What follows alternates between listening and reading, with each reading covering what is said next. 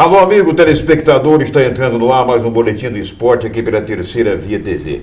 Né? Canais 425 em HD, da Via Cabo, que agora é Blue também, e o canal 25 da Via TV. E ainda, pegando em Macaé também agora, tranquilamente, 425 em bela imagem HD e também em Rio das Ostras. Você que não tem HD, em Macaé, pega pelo canal 17. Estou hoje com o Maguinho, com o Magno Prisco, ele que foi presidente da Fundação Municipal de Esportes, jornalista, escritor, né? E atleta profissional, inclusive. E, Maguinho, hoje o Brasil volta à atividade, a seleção brasileira aparece pela primeira vez no retorno de Dunga ao seu comando, jogo em Miami, né, diante da Colômbia. O que a gente pode esperar da seleção? Olha, é interessante, né? O retorno do Dunga, além da pouca idade ainda, que tem uma vida pela frente, 50 anos, né? Já foi treinador do Brasil em Copa do Mundo, uma experiência, agora volta renovado. E esse jogo é interessante para ele avaliar vários, inclusive tem atletas que nem o conhece pessoalmente. Parte do grupo passou a conhecer agora em consequência dos treinamentos visando esse amistoso. Então é um trabalho, nós brasileiros que somos o único país pentacampeão do mundo, nós exigimos, né, e queremos um resultado com rapidez, mas eu acredito que isso vai acontecer a médio prazo. Então temos que ter muita paciência e certamente o Dunga, já bem renovado, com a comissão técnica com uma certa bagagem, ele obviamente vai ter um bom tempo para fazer com que o Brasil, nós teremos uma grande oportunidade jogando no Brasil, o Brasil conquistar o ouro no futebol olímpico. É o único título que o Brasil que nós não temos. Exatamente. Agora, o jogo de hoje à noite, Brasil e Colômbia, aliás, interessante. Primeiro, o Dunga convocou 10 jogadores que participaram da última Copa, né? Mas o Hulk, num problema de contusão, ele vai ser substituído pelo Robinho e tudo mais. Mas eu pergunto a você, a gente sabe que a Colômbia e o Equador atualmente são adversários realmente que servem de teste para o Brasil. Como é que você vê isso? A Colômbia teve um crescimento muito... Aliás, todos os países, né, que participam de competições em nível internacional, elas cresceram muito porque o mundo se globalizou de tal maneira que todo mundo se conhece. A Colômbia tem já tem uma história lá atrás, daquela geração de Valderrama, de Rincon, que jogou no Brasil, um senhor jogador de futebol. E agora, no momento, vários atletas colombianos que jogam o mundo afora aí. Então vai ser um bom teste. E para o Dunga realmente reconhecer e colocar. E essa mesclagem de parte considerável de atletas que participaram da Copa do Mundo, essa renovação ela não pode ser radical. Os atletas mais jovens que nunca vestiram a camisa da seleção brasileira, que terão essa responsabilidade, ela vai acontecer juntamente com os jogadores experientes de outras Copas. O próprio goleiro Jefferson, que nunca foi titular absoluto, mas é um grande goleiro, a convocação foi interessante, porque o Júlio César já praticamente fechou o ciclo, a começar pelo goleiro Jefferson. É um jogador de experiência, um excelente goleiro, então vai transmitir ele, grande parte dos atletas que participaram da Copa do Mundo, vai passando o bastão aos poucos, vai passando a bola para esses atletas que estão surgindo, esses novos talentos.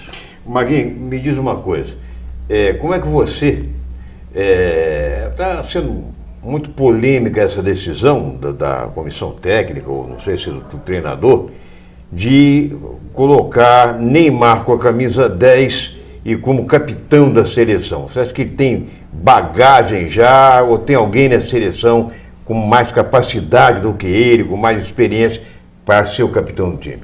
Olha, Oscar, a pergunta é bem oportuna. Eu tive uma certa ocasião, até escrevi sobre isso, a tarja Vamos pegar um exemplo bem rápido. O Brasil, quando foi campeão em 58 pela primeira vez, Bellini foi o capitão. Bellini não era o melhor jogador. O Dunga foi capitão e campeão do mundo, quando o Brasil foi tetracampeão. Na verdade, o capitão tem que ser o melhor jogador. O Neymar, até pela pouca idade e pela postura que ele tem, que ele é um jogador atacante, o jogador lá de trás tem mais visão, né? Na minha ótica, na minha lente, o capitão da equipe sempre deve ser um zagueiro ou um cabeça de área. Tem casos isolados. Yeah. O Zico foi capitão do Flamengo há muito tempo, mas Zico sempre foi um líder. Mas o Carlos Alberto em 70 foi um belo jogador, mas não era o astro maior. O Neymar sendo o astro maior e sendo ainda muito jovem, eu particularmente, eu gostei do retorno do Dunga, mas entregar a tarja de capitão ao Neymar, isso não é bom não. Tem que ser um jogador lá de trás, um Davi Luiz. Exato. O Alex Silva, o Alex não tem liderança, foi o capitão. Isso. Alex Silva, né? Alex. O último capitão não tem, ele não tem liderança para ser. O Davi Luiz, sim, deveria ser o capitão. Então, o capitão tem que ser aquele jogador que se impõe dentro do campo, que tem liderança que já é congênita. O último capitão foi o Thiago Silva. Thiago Silva, perdoe. Então, o Thiago Silva é um belíssimo jogador, mas não era... Tanto é que chorou muito, se emocionou muito, ele não estava preparado, não tinha um equilíbrio emocional para ser o capitão da seleção brasileira. Daí o desastre também. Ele tem que passar liderança e tem que passar, evidentemente... Equilíbrio. O cara, aos seus colegas, aos jogadores, ele tem que ser um líder em campo. E também eu concordo com você, penso que o Neymar ainda seja muito, muito verde nesse aspecto, não é? E é muito visado pelos árbitros. E não é líder, Luiz. Pelos árbitros. Ele não tem liderança. Exatamente. Ele não Exatamente. Aquele negócio de chamado caicai, aquilo que às vezes simula uma falta, é muito manjado pelos árbitros. Mas é da posição dele. Exato. Agora, normalmente, aquele zagueirão, aquele cabeça de área que está vendo o jogo, tem uma visão mais periférica e global, ele tem uma visão bem maior dentro do campo e está atrás de todo mundo. Então, ele empurra praticamente o time para frente do adversário. E aquele que dá bronca no colega, não tem medo de dar bronca, ele sabe o momento de dar uma bronca no colega. Exemplo é o Marcelo, lateral esquerdo. É um bom jogador, mas com muita...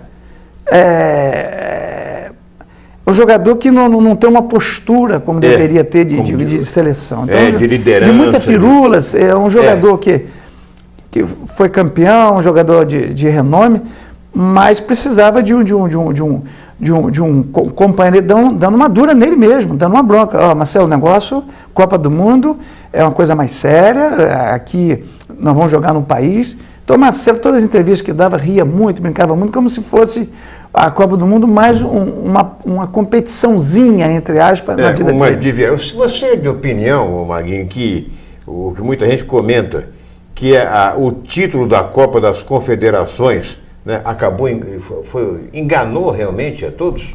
Iludiu? Enganou, trouxe a autoestima, teve o lado positivo. O Brasil foi campeão, a torcida acreditou, o Filipão mesmo trouxe, mas depois da Confederação, Luiz Felipe virou garoto propaganda, ele quebrou aquele rótulo de liderança com austeridade. Quem comanda tem que ser um pouco, na minha opinião, um pouco centralizador, tem que dividir tarefa, mas tem que ser um pouco centralizador para não perder o foco e tem que ter uma postura de austeridade. Você trabalha com atletas, com pessoas, cada atleta tem uma cabeça. Então, a liderança dentro do campo é fundamental para qualquer equipe. Bom, daqui a pouco nós vamos voltar com o segundo bloco, falando ainda um pouquinho de seleção, porque o Brasil vai fazer mais 2 jogos, além desses 2 nos Estados Unidos. Ele vai fazer ainda esse ano mais 2 jogos, inclusive um na China com a Argentina, e vai fazer um outro jogo com o Japão. Esse jogo vai ser em Singapura. Daqui a pouco nós voltamos, logo depois do intervalo.